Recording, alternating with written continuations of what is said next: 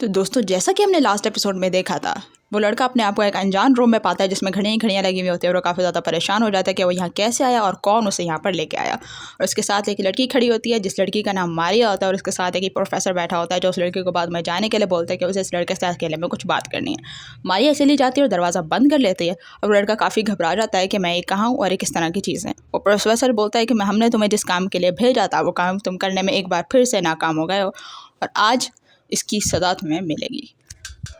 और इसी के बाद वो बुढ़ा अपने पीछे से एक डब्बा निकालता है। उस डब्बे के अंदर काफ़ी ज़्यादा अजीब अजीब किस्म की चाबियाँ रखी हुई होती हैं।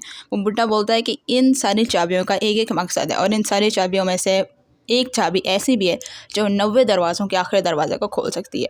अब जैन का दिमाग थोड़ा थोड़ा घूमने लगता है और जैन को सोच में आती है कि जो हाँ वो पहले था वहाँ भी लोग एक दरवाज़ा बार बार एक ही बात रिपीट कर रहे थे और सारे लोग उस दरवाजे को लेकर काफ़ी ज़्यादा परेशान भी थे और वो सारे लोग यही सोच रहे थे कि कोई तो ऐसा तरीका होगा वो जो इस दरवाजे को खोल सके।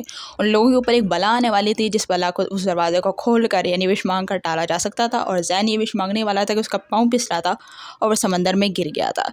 वो बूढ़ा बोलता है कि तुम जिस दुनिया में पहले थे वो दुनिया एक ऐसी दुनिया है जिधर लोग इस दुनिया से थोड़े ज़्यादा डिफरेंट हैं और इस दुनिया में आने जाने के तकरीबन 90 दरवाज़े खुलते हैं। उस दुनिया के लोग जो विशेस मांगते हैं उनके विशेस से अपनी बलाएं भी दूर होती हैं और इस दुनिया पर आने वाले ख़तरात भी टल जाते हैं। इसलिए उस दुनिया का मैनेज रहना बहुत ज़्यादा ज़रूरी है क्योंकि जो बला उनकी दुनिया पर आएगी वो किसी न किसी तरह से इस दुनिया के लिए भी नुकसानदा होगी।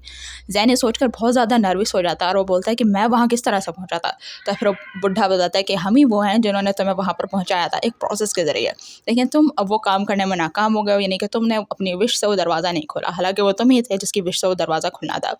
जैन बहुत ज़्यादा घबरा जाता है और वो बोलता है कि आखिर इन चाबियों का मकसद क्या है, ये चाबियाँ किस तरह से हैं और अगर इन चाबियों में से एक चाबी उस दरवाजे को खोल सकते तो क्या आपने इसको लगा कर ट्राई किया। तभी बूढ़ा बोलता है कि ये चाबियाँ 90 नहीं हैं बल्कि ये 89 है।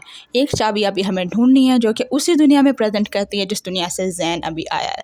ये सुनकर जैन बहुत ज़्यादा घबरा जाता है और वो बुढ़ा खड़ा होता है और बोलता है शायद मैं तुम्हारी सज़ा इस बात के लिए माफ़ कर दूं क्योंकि इस बार तुमने इतना बुरा काम नहीं किया जितना तो तुमने पहले किया था। जैन अपने दिमाग पर जोर डालता है कि पहले मैंने ऐसा क्या कर दिया था और जैन को कुछ भी समझ में नहीं आ रहा था कि सब क्या हो रहा है। वो बुढ़ा दरवाज़ा लॉक कर लेता है और मारिया को बोलता है कि मारिया बाकी की बात उसे समझा दे। दरवाज़ा खुलता है और मारिया अंदर आती है और मारिया जैन के पास बैठती है और बोलती है आखिर जो भी डैड ने तुमसे कहा मैं उसके लिए बहुत ज़्यादा माफ़ी चाहती हूँ। तुम्हारे डैड? और जैन की ये बात सुनकर जैन के होश उड़ जाते हैं और मारिया बोलती है जी हाँ, वो मेरे डैड भी हैं और मेरे लीडर भी। वो इन तमाम ट्रैवलिंग पर काफ़ी ज़्यादा अरसे से काम कर रहे हैं और वो फाइनली इस सब चीज़ों में बहुत ज़्यादा कामयाबी हो गए और मैं नहीं चाहती कि तुम उनकी कामयाबियों के बीच में किसी भी किस्म की रुकावट बनो। जैन इस बात सुनकर काफ़ी ज़्यादा शौक हो जाता है और तभी मारिया बोलती है कि हो सकता है कि ऐसा भी तरीका मिल जाए कि जिससे जल्दी मैं भी उस दुनिया में जा सकूं। और वो कहती है कि एक चाबी ऐसी है जिसे ढूंढने में मैं तुम्हारी मदद कर सकती हूँ, लेकिन उसके लिए तुम्हें मेरा एक काम करना होगा।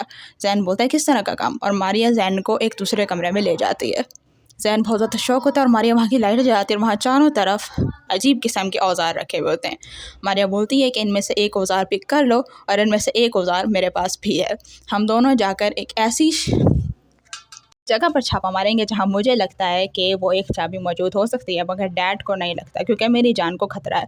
डैड को बगैर बताया तो मेरे साथ वहां पर मिशन पे चलोगे तो हो सकता है कि मैं भी अगली बार तुम्हारे वाले मिशन पे तुम्हारे साथ खुफिया तौर पर जाने में कामयाब हो जाऊँ, जिससे हमें वो एक चाबी मिल सकती है।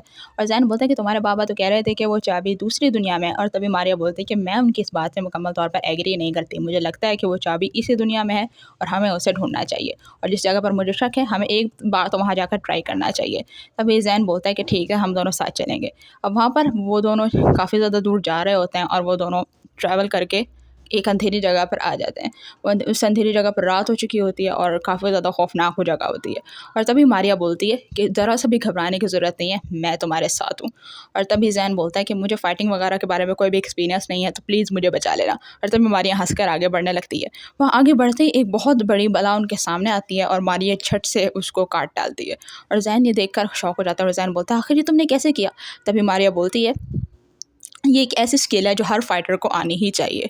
और तभी जैन पीछे मुड़ता है और जैन के पीछे भी इसी तरह का एक मॉन्स्टर होता है। और यहीं पर हमारी दूसरी एपिसोड 19 की इसकी एंड हो जाती है। If you like the video then subscribe our channel.